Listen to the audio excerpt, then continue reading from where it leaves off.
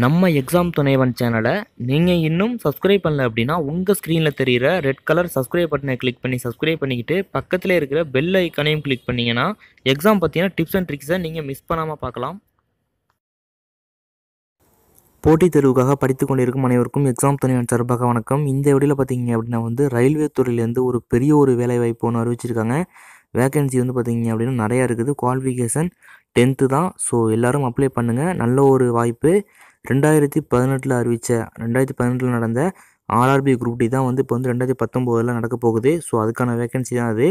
எக்கச்சக்கமான வேகன்சி இருக்குது.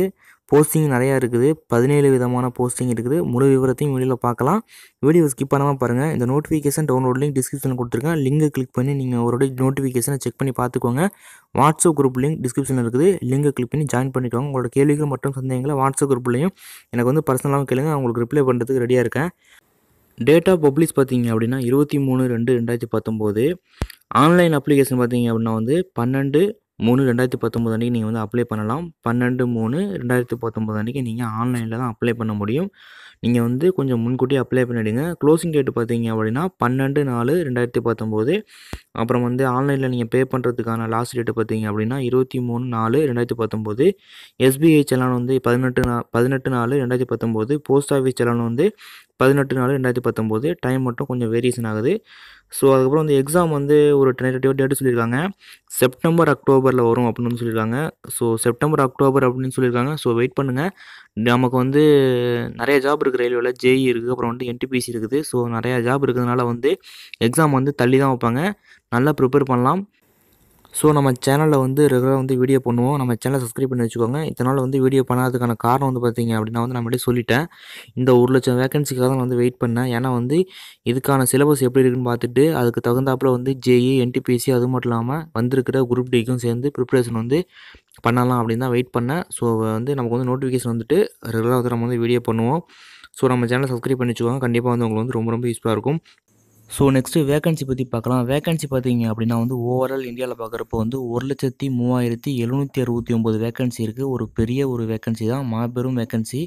இது ஒரு நல்ல ஒரு வாய்ப்புன்னு சொல்லலாம். சதர்ன் சைடு அதாவது சவுத்தர்ன் ரயிலில் பார்க்குறப்போ எவ்வளோ வேகன்சி இருக்குன்னு பார்த்தீங்க அப்படின்னா 9,579 வேகன்சி இருக்குது. 2018 குரூப் டியில் பார்த்தீங்க அப்படின்னா 3,000 வேகன்சி இருந்தது. இது பார்த்தீங்க அப்படின்னா 3 மடங்கு பெரிய வேகன்சி. இப்போ நீங்கள் ஸ்க்ரீனில் பார்க்குறது பார்த்தீங்க அப்படின்னா பிடபிள்யூடி கேண்டிடேட்டுக்கான வேகன்சி கொடுத்துருக்காங்க. அதை நீங்கள் செக் பண்ணி பார்த்துக்கோங்க.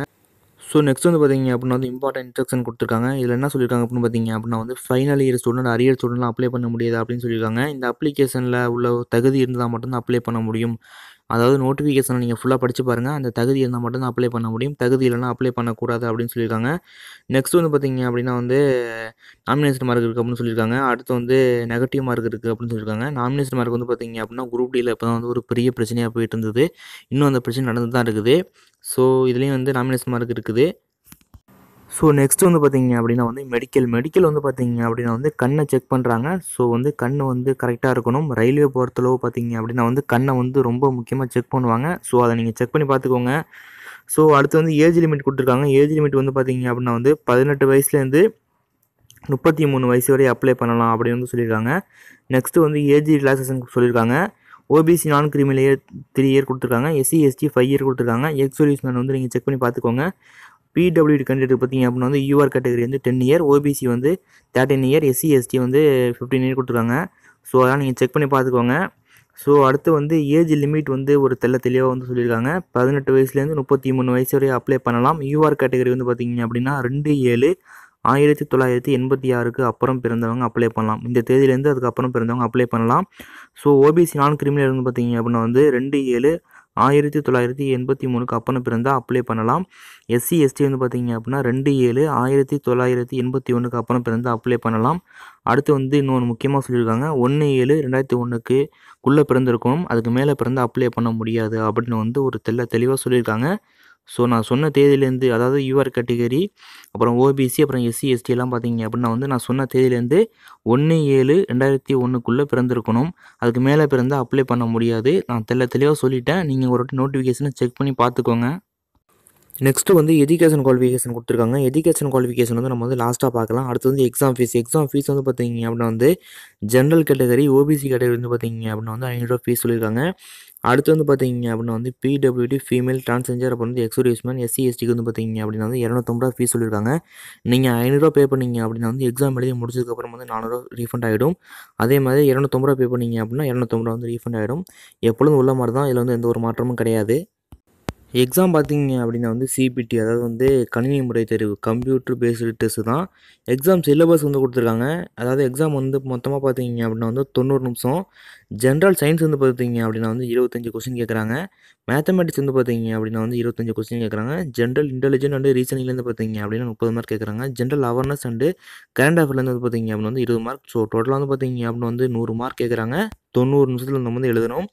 பிடபிள்யூடி கேண்டிடேட் பார்த்தீங்க அப்படின்னா வந்து 120 நிமிஷம் வந்து எக்ஸாம்.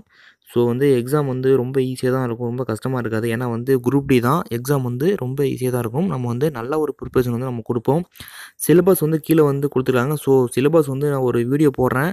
ஸோ இப்போ வந்து நீங்கள் வந்து நோட்டிஃபிகேஷனை முடிஞ்ச அளவு படித்து பார்த்துக்கோங்க. என்னென்ன சிலபஸ் அப்படின்றத நான் வந்து ஒரு தெளிவாக வந்து ஒரு வீடியோ போடுறேன்.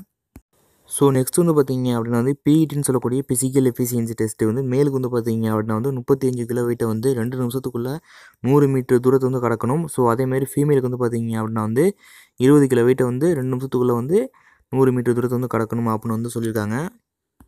ஸோ நெக்ஸ்ட் வந்து பார்த்தீங்க அப்படின்னா வந்து ஹவு டு அப்ளை பார்த்தீங்க அப்படின்னா நீங்கள் வந்து ஆன்லைனில் தான் அப்ளை பண்ண போகிறீங்க. நீங்கள் அப்ளை பண்ணுறப்ப வந்து பார்த்தீங்க அப்படின்னா வந்து ஃபோட்டோ வந்து 20 to 50 கேபிக்குள்ளே இருக்கணும் அப்படின்னு வந்து சொல்லியிருக்காங்க. ஃபோட்டோ வந்து ஜேபிஜி ஃபார்மேட்டில் இருக்கணும் அப்படின்னு சொல்லியிருக்காங்க. நெக்ஸ்ட் வந்து சிக்னேச்சர் வந்து பார்த்தீங்க அப்படின்னா வந்து 10 to 40 கேபிக்குள்ளே இருக்கணும் அப்படின்னு சொல்லியிருக்காங்க. ரெண்டுமே வந்து ஜேபிஜியில் தான் இருக்கணும். கரெக்டாக நீங்கள் வந்து கம்ப்ரஸ் பண்ணி நீங்கள் வச்சுக்கோங்க.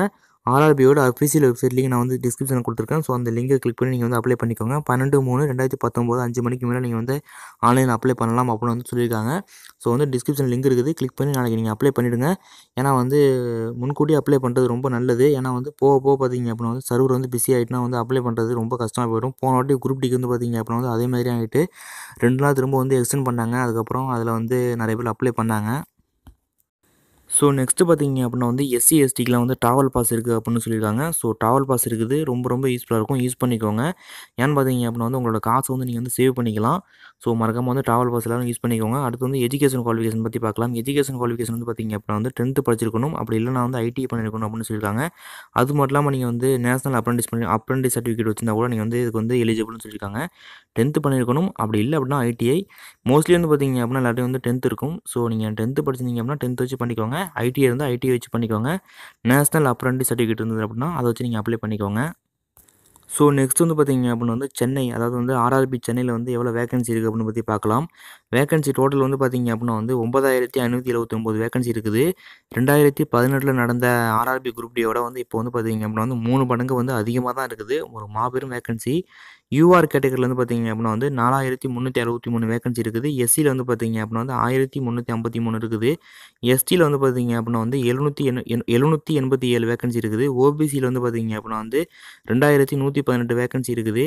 இடபிள்யூஎஸ் பார்த்தீங்க அப்படின்னா வந்து 958 இருக்குது. ஸோ டோட்டல் வந்து 9579 வேகன்சி இருக்குது. ஒரு மாபெரும் நல்ல ஒரு பெரிய வேகன்சி தான். ஸோ முயற்சி பண்ண அப்படின்னா வந்து கண்டிப்பாக வந்து பாஸ் பண்ணிடலாம்.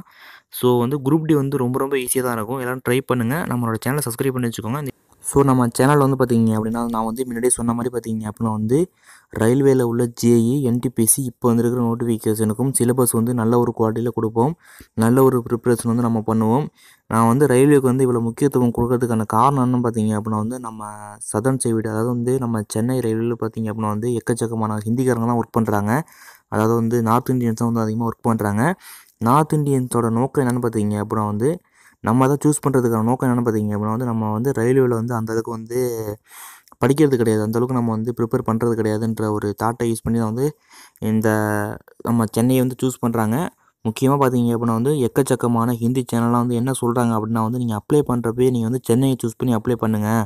அப்போ தான் நீங்கள் பாஸ் பண்ண முடியும் அப்படின்னு சொல்கிறாங்க. அதாவது நம்மளோட வீக்னஸை புரிஞ்சுக்கிட்டு அவங்க வந்து அப்ளை பண்ணுறாங்க. ஸோ நம்மளே வந்து வழி கொடுக்குறோம். ஸோ நம்ம வந்து ப்ரிப்பேர் பண்ணாமல் இருக்கிறது தான் வந்து முக்கிய காரணம். டிஎன்பிஎஸ்சியை விட வந்து ரயில்வே வந்து ரொம்ப ஈஸி. இதை நீங்கள் வந்து புரிஞ்சுக்கிட்டீங்க அப்படின்னா வந்து ஈஸியாக பாஸ் பண்ணிடலாம். என்னோடய கருத்து வந்து பார்த்தீங்க அப்படின்னா நல்ல ஒரு ப்ரிப்பரேஷன் நான் கொடுக்குறேன். அதை நீங்கள் யூஸ் பண்ணிக்கோங்க. இதான் வந்து என்னால் பண்ண முடியும்.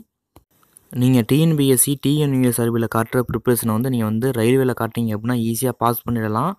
ஸோ ரொம்ப ஈஸியாக பாஸ் பண்ணக்கூடிய ஒரு எக்ஸாம் அப்படின்னா வந்து ரயில்வே தான். ஸோ என்னால் முடிஞ்ச அளவு நல்ல ஒரு ப்ரிப்பரேஷன் வந்து கொடுக்குறேன். ரொம்ப ரொம்ப யூஸ்ஃபுல்லாக இருக்கும். பயன்படுத்திக்கோங்க. இந்த முறை வந்து பார்த்தீங்க அப்படின்னா வந்து நம்ம வந்து விடக்கூடாது. போன முறை குரூப் டி நடந்தது. ஸோ அந்த குரூப் டி ரிசல்ட் வந்து பார்த்தீங்க அப்படின்னா வந்து இப்போ தான் வந்தது. அந்த ரிசல்ட்டில் வந்து பார்த்தீங்க அப்படின்னா வந்து சென்னைக்குள்ளே வந்து அதிகமாக வந்து ஹிந்திக்காரங்க வந்து வரப்போகிறாங்க. ரிசல்ட்டில் எல்லா இருக்கிற நம்பர்லாம் பார்த்தீங்க அப்படின்னா வந்து எல்லாம் வந்து நார்த் இண்டியன்ஸ் தான். ஸோ ரொம்ப கம்மி தான். நம்ம நம்ம வந்து ரொம்ப கம்மியா தான் இருக்கோம். ஸோ இந்த முறை விடக்கூடாது அப்படின்ட்டு சொல்லிட்டு நான் இந்த வீடியோ முடிச்சுக்கிறேன். ஸோ நன்றி.